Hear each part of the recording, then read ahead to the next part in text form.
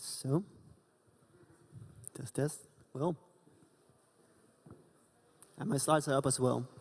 All right, so thank you all for coming here, and I'm like really happy to be here and present in real life, right? It's so much better than presenting in front of my computer and a screen.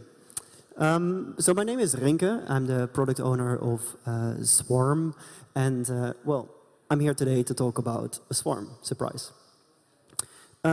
But before I start, let me ask you, who heard about Swarm before? All right, that's good. And who ever heard a very simple explanation about Swarm? One guy, two. Okay, that's good. So I didn't make my presentation for nothing, because that's exactly what I'm going to do right now, to present a simple and concise and accurate mental model of Swarm, which will help you to explore and understand the benefits of using this tech for yourself. So let me get started with presenting what Swarm is. And for myself, I actually mostly like to conceptualize Swarm as this global hard drive, which is hosted and operated by computers which are running all across the world and which collaborate because they have the financial motivation to do so. And just as with a normal hard drive, in the Swarm hard drive, you can also upload and download, right, and store data. So in Swarm, you can also upload, and basically when you upload content to Swarm, which can be a file or a website or something like that, this content is split into many small pieces. We call them chunks. And these chunks are literally spread all across the globe, right? And then downloading basically constitutes requesting this chunk by whomever wants to request a file and puzzle it back together. And here it's important to take notice of the fact that actually in Swarm, the nodes don't store files, they don't store the website, but they store these chunks which are part of a bigger context. So only for the person who is downloading this content, actually the chunks make sense. And being this global hard drive, there are a few very interesting properties of Swarm. And the first thing is that Swarm has privacy-preserving and permissionless upload and download. Swarm has robust defenses against blocking or changing access to content once it is published. Swarm auto-scales with an increase of demand. The content is integrity protected. And Swarm also eventually forgets the content that is no longer relevant to preserve. All right, so now you know what a Swarm is. And of course, you're asking yourself, okay, so how does Swarm work? How do you get that? I'll be talking about that next. I'll be touching upon the network, then about upload and download, about how Swarm deals with finite capacity, and then in the end, I'll briefly touch upon how Swarm fits in the Web3 stack. So how does Swarm work? Well, the first thing that is important to notice is that Swarm is not your regular piece of software. Well, maybe here at EthCC it is, because here we're talking all about decentralization and blockchain and decentralized protocols. But if I'm talking to normal software developers and I'm explaining them what Swarm is, like, it blows their minds, because Swarm doesn't run just on one computer, but actually it's a collaboration of nodes who share and talk the same protocols, and they collaborate together. So I put here a picture of a bee and a picture of a swarm, and that's because, well, Swarm is the eventual network and the product that you're using, but actually bee is the software that the individual computers run. And a user is motivated to run bee for two reasons. First of all, by running the bee software, you have access to the Swarm network, so you can upload and download.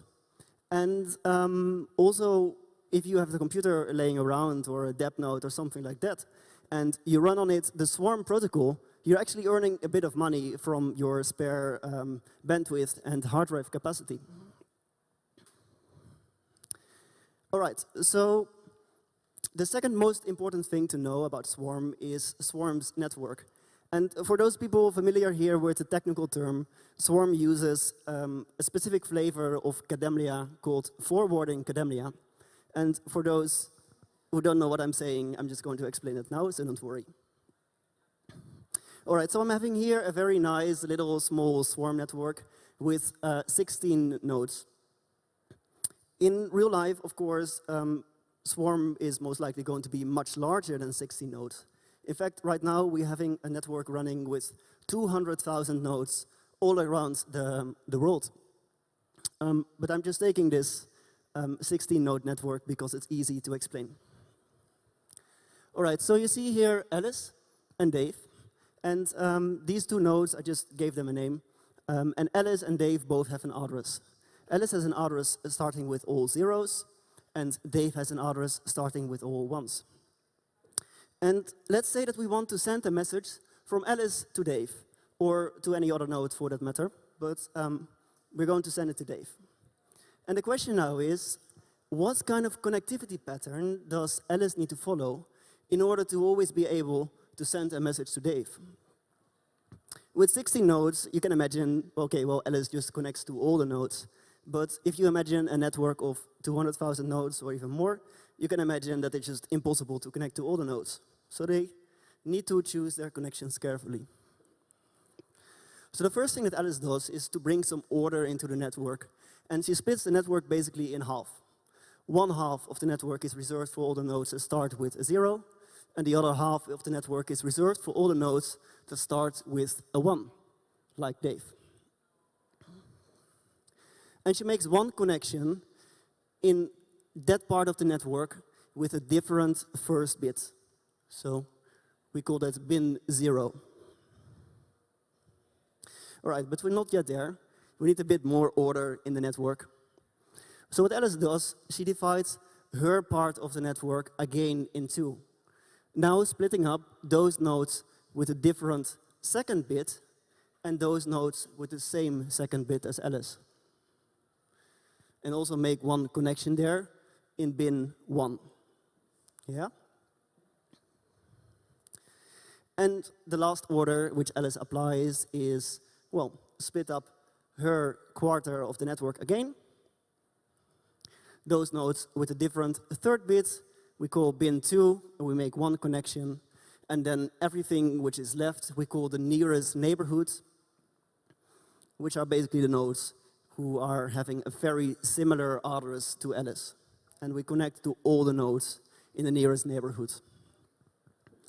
In the real Swarm network, this basically looks like right now we're having 12 bins, but this number varies, right? The nodes, they come and go. So it can go up or down, and we don't make just one connection in each bin, we make a couple of them to ensure that we can just always operate even though there's continuous flow of nodes coming and going. All right, so this is how Alice orders the network and how Alice decides what connections to take. But what about the original example of Alice wanting to send a message to Dave, right? That's how we started. And as you have seen, Alice is connected to Bob, but Bob is not the same as Dave. So how can Alice send a message to to Dave? Well, what I'm claiming is that if Bob follows exactly the same logic with the bins and with making the one connection, then basically we don't guarantee that Bob is directly connected to Dave, but we can guarantee that Bob is at least be able to forward a message to a node that has a more similar address to Dave than Bob has, right? So this is how it works. And by the way, I highly invite you just to plot this thing for yourself and to think about it, and you're able to validate what I just said. But for now, we're just Alice, and Alice wants to send the message to Dave, but Alice doesn't know how to reach Dave, as we've just seen. She's not connected to Dave. But Alice is connected to Bob. So she sends a message to Bob because she knows that Bob's address is a bit more similar to Dave than herself. She says to Bob, "Hey Bob, I'm having a message for Dave." And Bob is like, okay, I don't know Dave, but I know Carol, and Carol is more likely to know Dave. So Bob sends a message to Carol, says, Carol, hey, I'm having a message for Dave. And Carol's like, okay, I know Dave, right? So sends a message to Dave. And this is how Alice can send a message to Dave, but also to any other node in her network. And of course, Swarm nodes don't just pass messages, right? So Swarm is a protocol for decentralized storage of data. So Swarm nodes store chunks, and the message passing is for upload and download. And remember again, these chunks, I spoke about it before. These are these very small pieces of data that belong to a file or belong to a bigger piece of content. And those chunks, they, well, don't look like that, but I can represent it like this.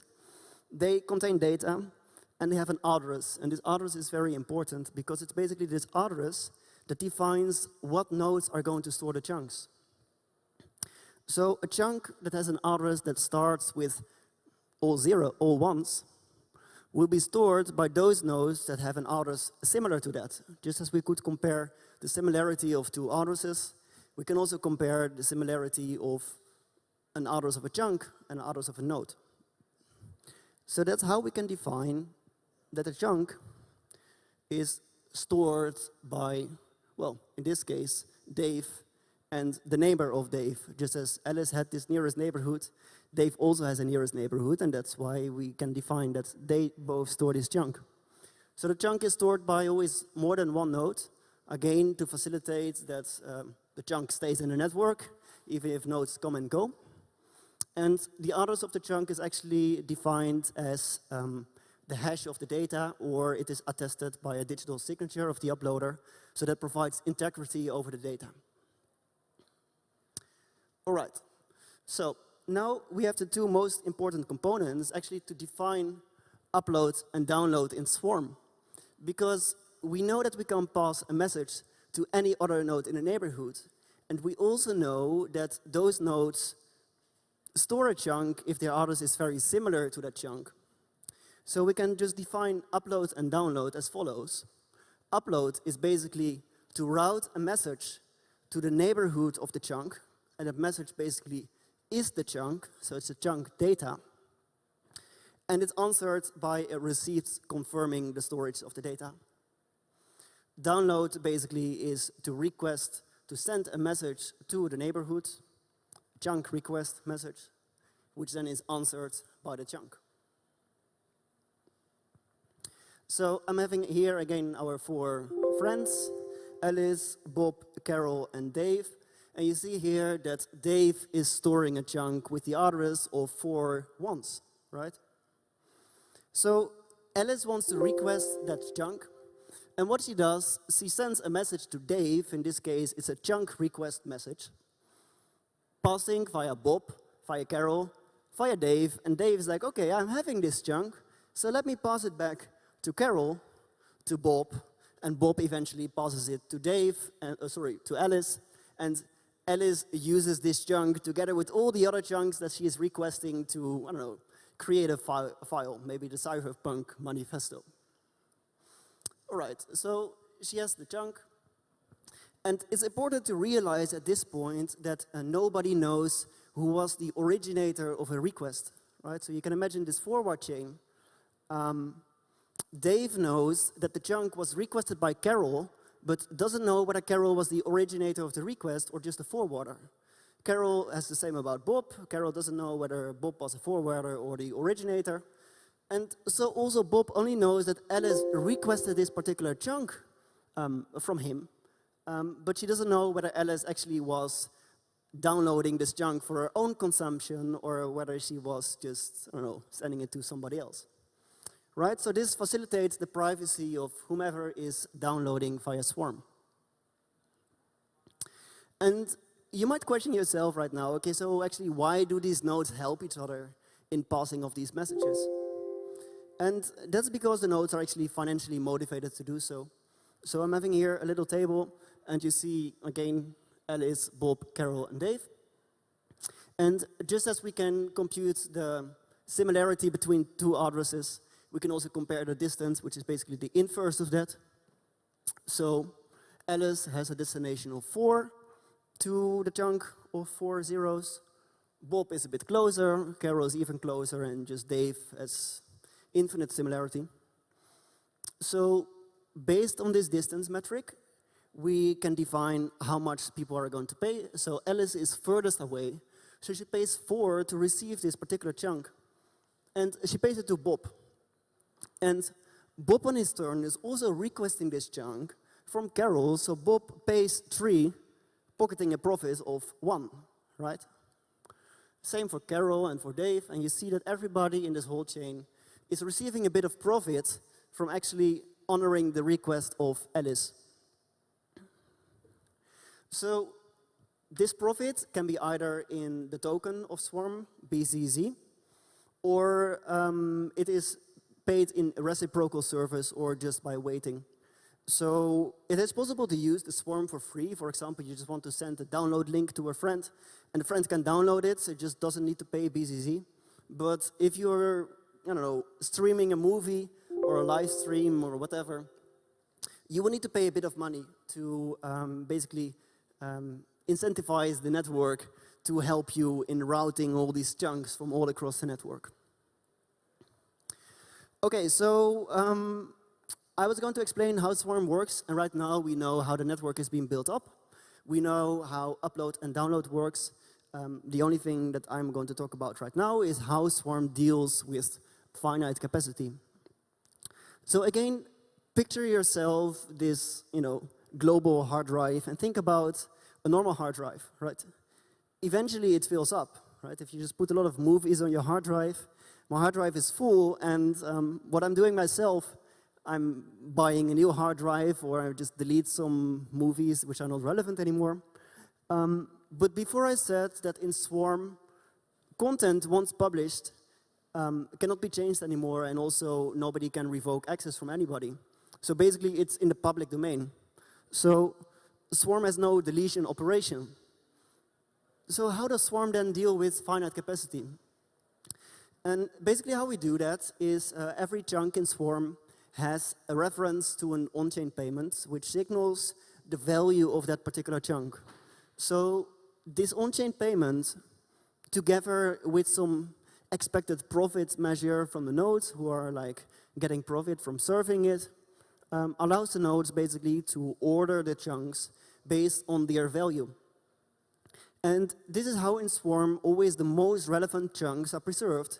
And those chunks which don't have such a payment, or which are not requested anymore, are eventually replaced by more relevant content.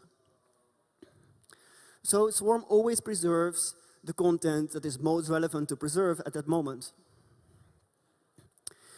Okay, so I explained what is Swarm, and what is left basically is to talk about how Swarm fits in the Web3 stack. And as we say in the Swarm white paper, Swarm caters for a sovereign, self-sovereign global society, freedom of expression on the web, and a permissionless open market. But up until now, I've been only talking about chunks and small pieces of data. It's not really something that, I don't know, Edward Snowden can use. So you see here these layers, and what I've been talking about right now is the disk. So it's the distributed, immutable store of chunks. This is really the pure hard drive, and just as a hard drive on its own doesn't really give meaning to the data, the disk also doesn't give meaning to the chunks. It's basically the data structures and how you interpret those chunks that give meaning to those. So that's already possible with Swarm, with the B node. You can request files, you can request directories, you can define dynamic content, you can send messages in a private and permissionless manner.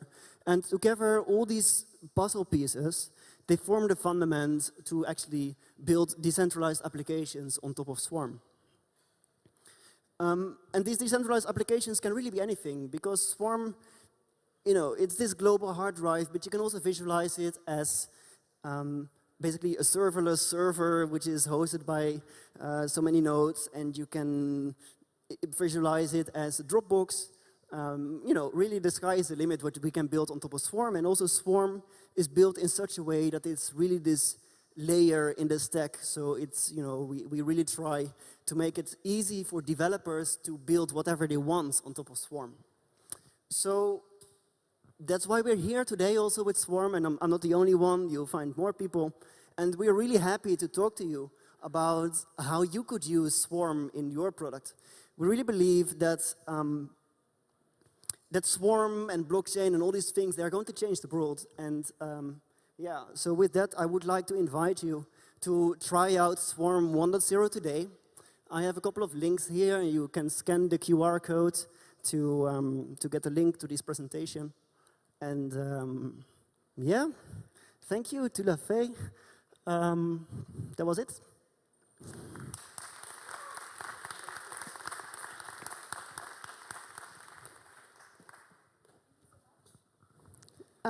Questions from the public?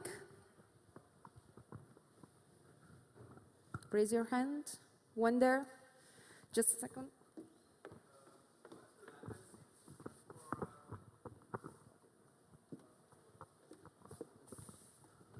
Yeah, my question is, what's the latency when you insert data and when you want to retrieve? I'm thinking like, is it possible to make some games where you record the position of players, this kind of stuff? Yeah, right, so that's a good question, so thanks for asking that. So the latency, imagine yourself a computer from the 90s. Well, maybe that's around the latency. So Swarm, you can imagine orchestrating, downloading these chunks all around the network. It's like quite a complicated puzzle. We have the Swarm 1.0 out there. You can use it. You can put your content on it, which then can't be deleted anymore. But for the time being, it's really not so fast, right? So we're working on it with a very good team of developers and a whole organization that is, we're making it better and better, and releasing software regularly. So we hope to make it fast. Maybe in a year from now or half a year, you can download games and put it as a backend for that. But for now, I would advise you maybe to sign up for our newsletter, and you'll be able to follow our process. And yeah, keep an eye on us. And for sure, we want to cater for you also in the future.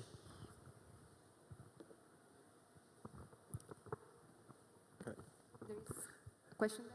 So I have two questions. So one, how do you compare it to Filecoin, especially with regards to like tokenomics and Sorry, where are you sitting? Here. Yeah. And the second one, in the past you had service for messaging, like a queuing messaging. Yeah, so is it integrated, or what's your plan with that? I'm having a hard time understanding what you say. Can you repeat maybe one question? Right. So the first one was, how do you compare it to the Filecoin? How do I file? Filecoin, how do you compare it to the Filecoin? Ah, how I am comparing to Filecoin. Okay, so I find the most prominent difference with Filecoin that actually in Filecoin you're not uploading content to the network. Basically what you're doing in Filecoin, and basically this is IPFS, right? So Filecoin is the incentive layer on top of IPFS, but in IPFS we are announcing to the network that I am storing a particular file. And in Swarm, you really upload that file to the network. And you're not just uploading the file to the network, you're uploading the chunks containing that file to the network. So that's really important if we're talking about permissionless upload and download, and also to protect the privacy of people, because in in IPFS, you're always storing the content, and if that content is content that people might not want you to store, basically you're always liable for the content that you're storing yourself. And in Swarm, there's no such liability, because nodes don't store files, they store chunks, and it's impossible for, no, I wouldn't say impossible, but it's really hard to make a node liable for the content, for the chunks it's storing, because there's plausible deniability, right? So a node stores a chunk, but the node doesn't know what file this particular chunk is part of. So that's I think the most important difference between Swarm and IPFS. Hey. I I have a couple of questions. Two is very simple. What is your network capacity estimate right now, and what is the number of active nodes in the network? Right, so the network capacity, as I already said, we have 200,000 nodes at the moment. The standard database size of Swarm, I think, is 30 gigabytes, so do the math. That's your network capacity at the moment. But the more people use Swarm, the more expensive it costs, the more profit node operators get. So we also expect this capacity of the network is basically dynamic, where it comes and goes with the usage of the network and the profit that node operators can make by running Swarm. Are those 200,000 all active? Sorry? Those 200,000 nodes all active? They're all active. Wow. Yeah. Cool. And another question, is it S3 compatible, Swarm, or? Can you repeat it, please? Does Swarm S3 compatible? If Swarm is Turing compatible? No, not Turing, S3, AWS S3. No, at the moment it isn't. But as I already said, we are providing the low-level access into Swarm. So yeah, is a hard drive Turing compatible? Well, a hard drive probably not, but the programs running on top of the hard drives are, and Swarm is exposing both the higher level and the lower level APIs. So, any developer here wishing to make Swarm S3 compatible, we would love to talk to you. And I think we also have grants for that.